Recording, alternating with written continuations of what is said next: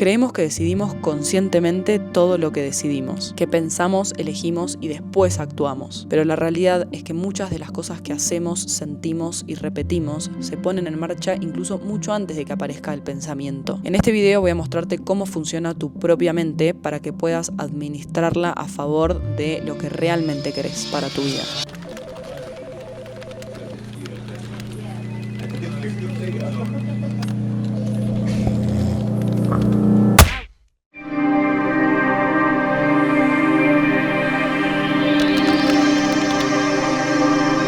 Bienvenidos a este nuevo video, yo soy Juana, para quienes no me conocen, esto es Cachetada, es un espacio donde buscamos ver más allá de lo que parece, intentar comprender un poco mejor de qué se trata toda esta experiencia de ser humanos y cómo funciona realmente la realidad, valga la redundancia, en la que vivimos. A quienes les interese este abordaje y no estén todavía suscritos al canal, los invito a que se suscriban y así también de paso nos acompañan a seguir creciendo y llegando a más personas que resuenen con lo que hacemos. Así que bueno, dicho eso, quiero hacerles la introducción a este video, que tiene que ver un poco con la intención de querer comprender mejor cómo funciona nuestra mente en términos de la decisión, de quién es realmente la parte de nuestra mente que decide. Solemos creer que es la mente consciente, que nosotros somos los que decimos yo decidí esto o hice esto por tal y tal cosa, pero en realidad hay un proceso mucho más complejo atrás que se pone en marcha incluso antes de que la mente consciente diga yo decidí esto. Entonces me parece importante poder traerlo, como siempre, de manera muy breve, concisa y bajada a tierra para que puedan después de este video irse con algo para aplicar en sus vidas y que les sea útil, para poder direccionar su vida en términos a lo que realmente desean y que no sean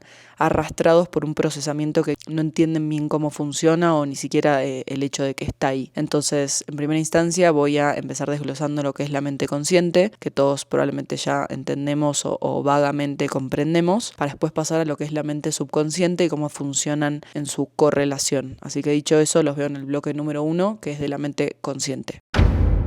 Bueno, en este primer bloque lo que quiero desglosar es este concepto de la mente consciente que probablemente estemos todos familiarizados o podamos entender por asociación. Tiene que ver un poco con lo que pensamos y ejecutamos cuando estamos poniendo nuestra atención en algo. Es esa parte nuestra de la cual nosotros somos conscientes que somos conscientes. ¿Me explico? Como es la parte que se da cuenta que está pensando algo y que toma decisiones, y digo toma decisiones entre comillas porque no es tan así, a lo largo del video lo vamos a ir entendiendo, pero en términos burdos es la que cree que está tomando decisiones, que tiene que ver también con poner la atención y el foco en algo específico, tiene que ver con el pensamiento lógico, con las redes de atención, como les dije antes, y para la neurociencia se asocia sobre todo a la corteza prefrontal. Pero no quiero dejar de decir que estos términos de mente consciente y subconsciente no están relacionados directamente con partes del cerebro, más allá de que se pueda asociar a cierta zona del cerebro, sino que son procesos de la mente. Esto no quería dejar de dejarlo en claro. Dicho eso, hay 3 características importantes de la mente consciente que me ocupa traer a este video para que conozcan. La primera de sus características es que es lenta. Esto quiere decir que requiere de un proceso costoso para el cerebro, entonces justamente por eso no puede estar prendida todo el tiempo. La otra característica es que es limitada, es decir, solo puede acceder a cosas de a una a la vez o de a muy pocas a la vez para las mujeres, sobre todo, como se dice, ¿no? Del multitasking. A lo que voy con esto es que no puede estar abordando todo lo que está sucediendo al mismo tiempo, sino que pone el foco justamente, como decía antes, en una sola cosa. Entonces es limitada. Y después, por último, es que consume mucha energía, que tiene que ver con esto de que es lenta, entonces el cerebro no la puede tener activa todo el tiempo. Esas son las 3 características más importantes de la mente consciente, pero sí me ocupa responder a la pregunta de ¿por qué creemos que es la que toma las decisiones? Porque justamente es la única parte de la mente que escuchamos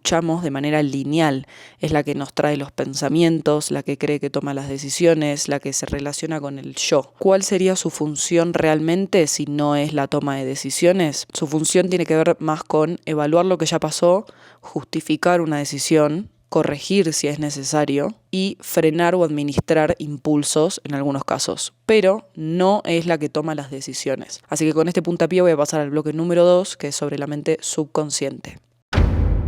¿Qué es el subconsciente? El subconsciente no es un término místico ni espiritual, sino más bien define un proceso cognitivo de la mente que tiene que ver con eso que está sucediendo detrás de la conciencia. Detrás digo en términos de que no es algo que es consciente, por eso se le denomina subconsciente, pero está activo todo el tiempo. ¿Cuáles son sus principales características? Bueno, que se ocupa de las respuestas automáticas, de la memoria emocional, de los hábitos, de las asociaciones aprendidas y de las reacciones corporales. Como dije antes, es ese nivel de la mente que está prendido todo el tiempo, incluso aunque no prestemos atención o no nos demos cuenta. ¿Qué dice la ciencia sobre el subconsciente? Bueno, la ciencia no lo aborda como el término subconsciente, que viene quizás más desde la psicología cognitiva, pero sí le atribuye un montón de funciones con otro nombre, que tienen que ver de vuelta con el procesamiento no consciente, la memoria implícita, el aprendizaje emocional y los automatismos. O sea, le pone otros nombres, pero también habla de este proceso. ¿Qué es lo más importante que tenemos que saber del subconsciente? Su principal función es mantenerte con vida. ¿Cómo hace esto? Tiene como una especie de archivo donde fue recolectando experiencias y haciendo asociaciones sobre cuál fue el resultado de esas experiencias, entonces te provee a vos de esa memoria, más allá que vos no te des cuenta de que te la está trayendo, para que vos no lo repitas y no te pongas en riesgo. ¿Cómo lo puedo explicar esto de manera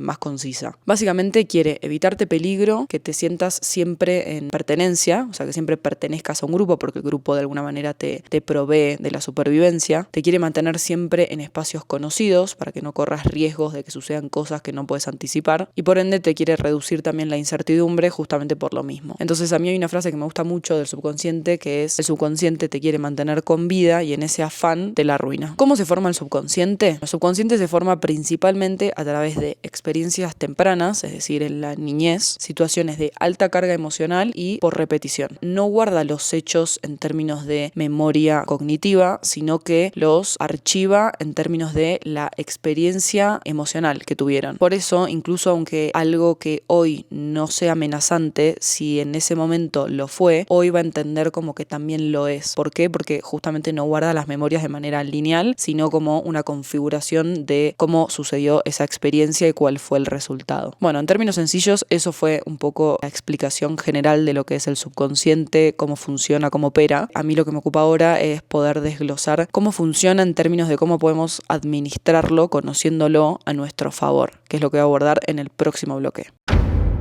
Bueno, en este tercer y último bloque me ocupa desglosar un poco distintos tips sobre cómo funciona el subconsciente en términos de cómo podemos empezar a administrarlo a nuestro favor. ¿Por qué tips y por qué tantos? Porque como no funciona de manera consciente, no es algo que podemos directamente pensar, analizar y resolver, sino que tenemos que entrarle como por los costados. Entonces, justamente entendiendo cómo opera el subconsciente, que para eso lo expliqué en el bloque número 2, y cómo opera la mente consciente, que lo expliqué en el bloque número 1, podemos ahora entender cómo usar ambas jugando juntas, digamos, para orientar nuestras decisiones y ser realmente coherentes. Voy a ir por puntos. El punto número 1 tiene que ver con trabajar con experiencia y no con explicación. ¿Qué quiere decir esto? Que justamente como el subconsciente lo que hace es archivar experiencias buenas y malas, lo que podemos hacer para reemplazar una experiencia mala es volver a tener una experiencia buena, o para que eso se vuelva dentro de nuestra zona de confort, que es lo que el subconsciente siempre me va a querer traer, es generar una experiencia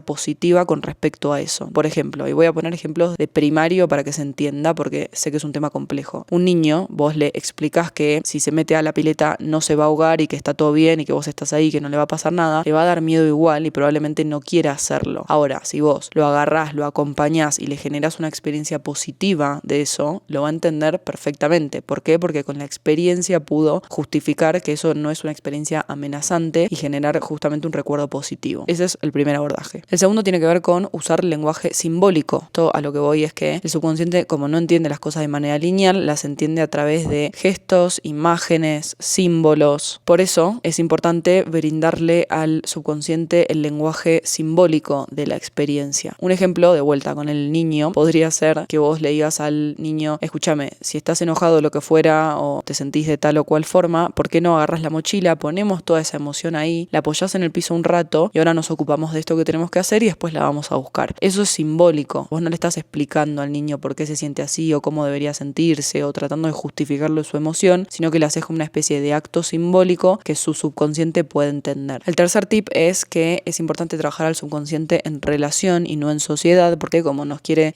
mantener siempre en esta relación de pertenencia con el círculo que nos rodea para proveernos de supervivencia, es importante que también entendamos que el lugar que ocupamos en ese círculo es importante. Entonces, como el subconsciente registra jerarquía, lealtad, exclusión o pertenencia, si uno cambia el lugar que ocupa dentro de un grupo, el subconsciente reconfigura la experiencia. Entonces, por ejemplo, de vuelta al ejemplo del niño, si un niño está en clase y no se puede parar de mover o está muy ansioso y está como inquieto, la maestra no agarra y le explica qué es lo que tiene que hacer y lo reta y qué sé yo, lo cambia de lugar y lo pone quizás en otro lugar cerca de algún amiguito que le cae mejor o se lleva bien y le va bien en clase y se puede concentrar. Entonces eso de alguna manera, el cambio del lugar que ocupa en el grupo le provee a él de otra perspectiva del asunto y de otra experiencia. Entonces automáticamente el comportamiento del niño cambia, pero no hubo que explicarle la situación, sino cambiar su lugar en el grupo. El cuarto punto, que me parece muy importante, es descargar la emoción. ¿Por qué? Porque el subconsciente va a estar buscando todo el tiempo expresar emociones que fueron reprimidas. Es importante que nos demos cuenta de que las emociones es importante que les demos lugar. Una forma interesante de abordar esto es dejar que esa emoción se exprese sin buscar justificaciones, razones o formas de resolverla, sino simplemente dejar que nos atraviese. Entonces, llevado al niño podría ser, en vez de decirle no llores o esto pasó por tal cosa o lo que fuera, sentarnos al lado, dejarlo que llore, validar su emoción y listo. Como la emoción en ese caso ya tuvo su lugar, no va a necesitar después seguir apareciendo. La quinta tiene que ver con trabajar con el cuerpo como vía de acceso. ¿Por qué? Porque el subconsciente se manifiesta primero en el cuerpo físico. Un ejemplo podría ser un niño que está por hablar en público y le da muchos nervios y está muy estresado y se siente muy tenso, rígido y todo el lenguaje corporal que el subconsciente manifiesta cuando está atravesando una situación de riesgo. Si vos te pones a explicarle al niño no pasa nada y a la gente no le importa y no sé qué, qué sé yo, capaz no lo entiende y eso no libera la sensación, pero si vos le decís, por ejemplo, bueno, a ver, vení, respiremos profundo. Sacudite, como los perros. ¿Vieron que los perros se sacuden la tensión? Bueno, sacudite con el cuerpo la tensión. El cuerpo va a entender antes lo que la mente todavía no está entendiendo, entonces va a poder abordar esa situación de una manera mucho más orgánica. El sexto punto tiene que ver con reconocer esas escenas que fueron impresas en nuestro sistema con una carga negativa y volver a imprimirlas con una carga positiva. Por ejemplo, un niño una vez leyó en voz alta en la clase y se equivocó y todos se le cagaron de risa, entonces obviamente cada vez que tiene que leer en voz alta se pone todo tenso, la pasa mal y le sale incluso peor. Entonces una forma, por ejemplo, de poder reconfigurar esa experiencia sería visualizando la misma situación pero con el final cambiado, en el cual es una experiencia positiva. Lee bárbaro y todos los amiguitos lo aplauden. El subconsciente ahí lo que hace es reconfigurar el patrón emocional que tuvo la experiencia, más allá de que la memoria consciente sigue estando, de que la situación que sucedió fue la otra. El subconsciente ahora registra la nueva huella emocional. Y bueno, y la séptima y la octava son más sencillas, así que no voy a poner ejemplo porque son bastante concretas. La séptima es nombrar lo no dicho, es decir, todo lo que queda oculto de alguna manera va a estar buscando todo el tiempo salir a la luz. Siempre nombrar